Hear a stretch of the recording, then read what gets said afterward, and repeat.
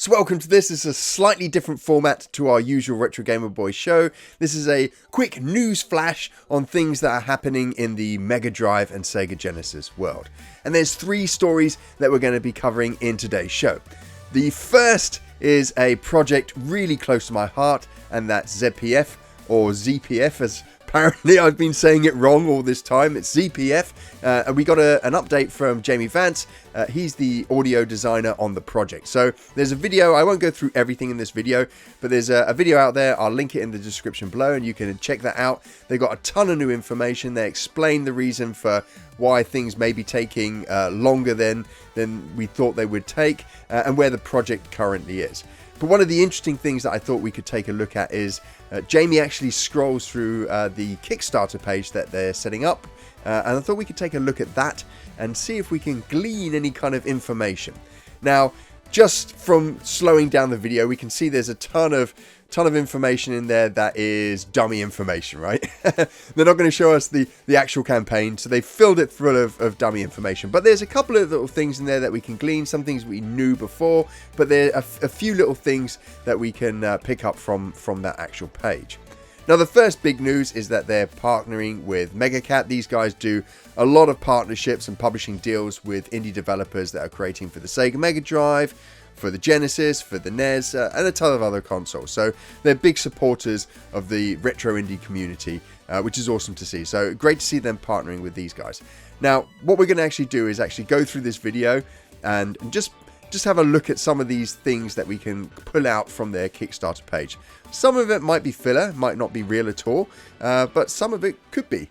And I think some of these things that we're going to look at now are things that will actually make it into the game or are interesting about the game.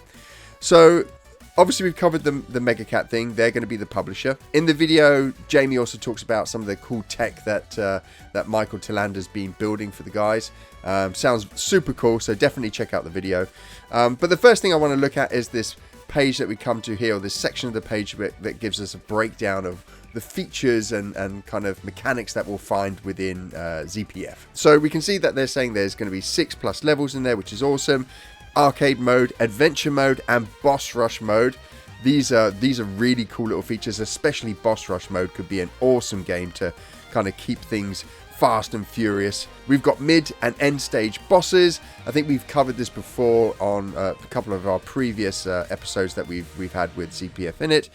3 playable characters, we knew that, but it's got a question mark afterwards. So there's obviously more characters. Now the next line says there's going to be secret and hidden stages and unlockable characters. So that question mark could refer to the unlockable characters that you can get, or it could be different stretch goals that they've got within the campaign. So if you hit certain amounts of cash, they'll make new characters to go in there. So interesting that they're open to more characters being in the world of ZPF. Then we go down the page. They've got a lot of other information that we may have known about, or it's just dummy information. I like that we see the 3 characters here, but obviously they got dummy information there because we can see that they've all got blades as their special moves and standard moves. So seeing just the footage itself, we know that they've got way more than just blades for all of them. So that's dummy information in there. But in the Kickstarter, we're going to get a sense of what these different power-ups for these different characters are going to be, which is awesome. Something that I found quite exciting is that each character is going to have a unique HUD. Usually with these games, they just have a standard HUD on there. So you can tell this is already shaping up to be a AAA experience for our Sega Genesis and Mega Drives here, where they're going to all the effort to add in individual HUDs for each one of these characters. And as we go down, we can see they've got their perks laid out. These are all dummy for sure. None of these are kind of the real ones. I mean, some of them might feature in the Kickstarter campaign, but they're obviously mock-ups of what different perks you'll be able to get. Something that I did find quite interesting is they have got ROM and physical in there. And a lot of you guys always ask me about whether the ROM is going to be included alongside a physical, or whether you can just get the ROM as well. I know a lot of you like to do emulation, or just the cost of physical is too much, or you're not that interested in physical. So emulation looks like it's going to be in there. Looks like there's going to be a ROM as well, which is awesome. Probably means that we'll see ZPF coming to other platforms as well.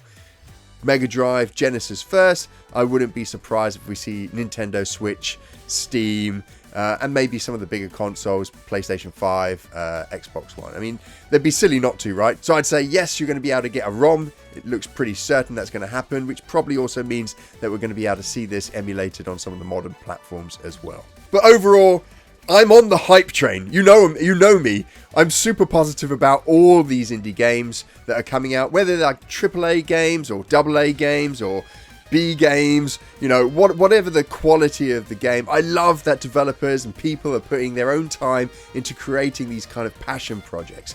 And ZPF, can't say ZPF anymore, but ZPF is one of those games that is going to be at the AAA bar for Sega Mega Drive and Genesis games. So I'm still there. I'm on the hype train. I can't wait to see more about this game. Now, talking about AAA games, we have another news story. This came out of nowhere. This came completely left field. We are getting 2 new Demons of Asteborg games. Well, 2 new games set in the Asteborg universe. Put up on Twitter earlier this week, the team NeoFid have said that they got 2 Kickstarters happening this year, which will be funding 2 brand new games in the Asteborg universe. The first here is going to be Asterbros. This is going to be a roguelike game, 2-player on the Sega Mega Drive. It's going to start in March. It's due out, release estimated, they say, estimated release end of this year, beginning of next year, which is fast. That's very, very cool. So they're going to be doing some kind of systemic gameplay in here to get it out quickly and have a lot of replayability in there, which I really like the idea of. They've got a funding amount which is going to be 50k euros, relatively low actually for the kind of products, the games that they've made already, you know, AAA games. So I love Demons of Asteborg, one of my games of 2021, absolutely stunning.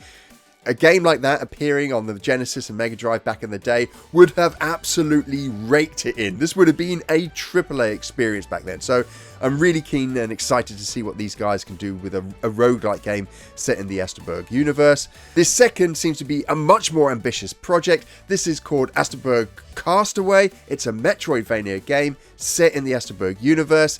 They've got it slated in for 2024, and this is a whopping 150,000 euro Kickstarter target. So it's a big project.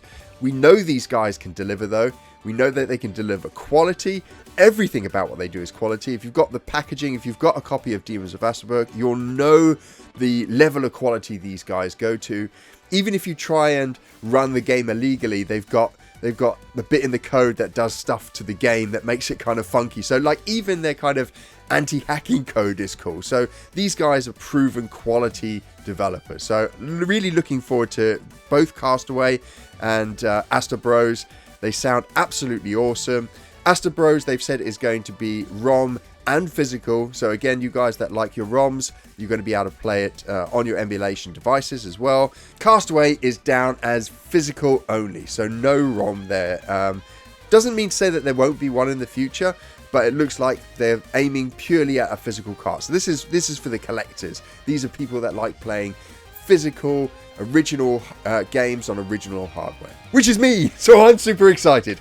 And last up, our last story for this week is Affinity Sorrow. You would have seen a video, hopefully, on my channel. If you haven't, go check it out. It's a brand new RPG in development from Second Dimension. Looks super awesome. Classic JRP style. Looks massive as well. The ambition for this game looks huge. 7, I think, playable characters that you can have in your group at any one time. Looks fantastic.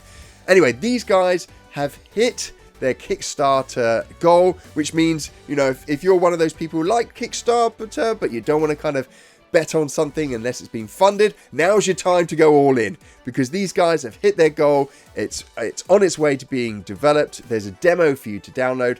Awesome game. If you haven't already, go check out the perks. They've got a load of different ways that you can support. You can start off with just $1 and support the game that way, or you can even have your own NPC in the game and your own side challenge in there. It's an amazing looking project that they're undertaking there. So if you don't want the high risk of Kickstarter, that risk has just dropped way off there as the team now have full funding. So well done to the team. Awesome to see that happening.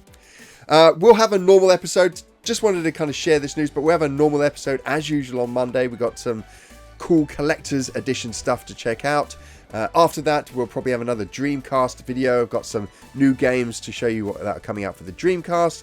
And then after that, who knows? I'll make something up or find out that there's some new game coming out for the Genesis and Mega Drive.